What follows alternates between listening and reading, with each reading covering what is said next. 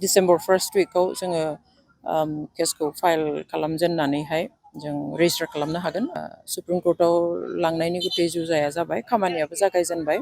जों हाइ कर्टनि जाजमेन्टनि उनावहाय जोंहा मोनसे स्कप दंबावो सुप्रिम कर्टआव थांनाय, जेरै लवार कर्टआव जाजमेन्ट होयोब्ला जों बेखौ हाइ कर्टआव चेलेन्ज खालामफिननो हायो। बेबायदिहाय हाइ कर्टआव जुदि एखे जाजमेन्टखौनो होयोब्ला बा जों जुदि सन्तुष्ट जायाब्ला जोङो आरो सुप्रिम कर्टआव थांनायनि लामा थायो। बेबायदिनो जों अलरेडि डिसिसनल' लानाय नङा, थांखिल' लानाय नङा, बेखौहाय सुप्रिम कर्टआव लांनायनि गुथै जुजाया जाबाय, खामानियाबो जागायजेनबाय। जोंनि एडभकेटआ सुप्रिम कर्टआव थांना सुप्रिम कर्टनि एडभकेट सासे अलरेडि थिक खालामबाय, बिथाङा लानो थाखाय एग्रि जाबाय। आरो दा एवारनि खामानिया सोलिगासिनो पेटिशन फाइलनि थाखाय। जों हाइ कर्टनि भार्डिक्टनि उनाव मास मोनथामनि उनावनो सुप्रिम कर्टआव केसखौ फाइल खालामथारनांगौ।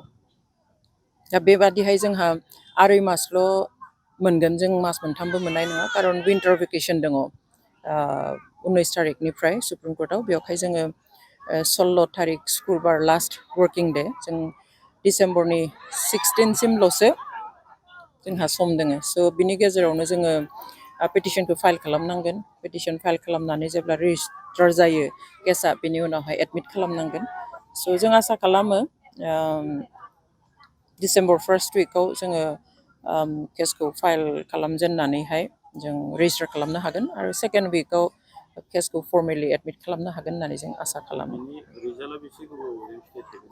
रिजाल्टखौथ' जों बुंनो हाया, जोंहा ओरैनो साननैनि उनाव एबा 18 खालि 18th जोंनि एडभकेटआ थांगोन, जों जिरायगोन साननै पेटिशन लिरनाय बागै गासैखौबो डिटेल्स नायजोबनो थाखाय।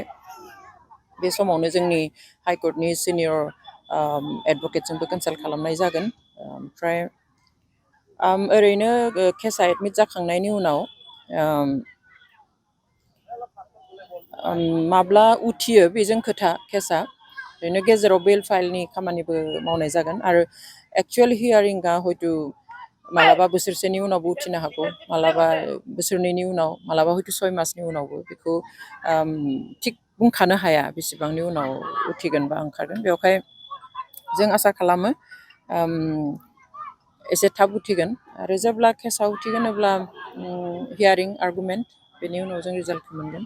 बे बोसोरनै बोसोरथामनि भितराव जागोन होननानै जों आसा खालामदों, जुदिও जोङो बुंस'नो हाया।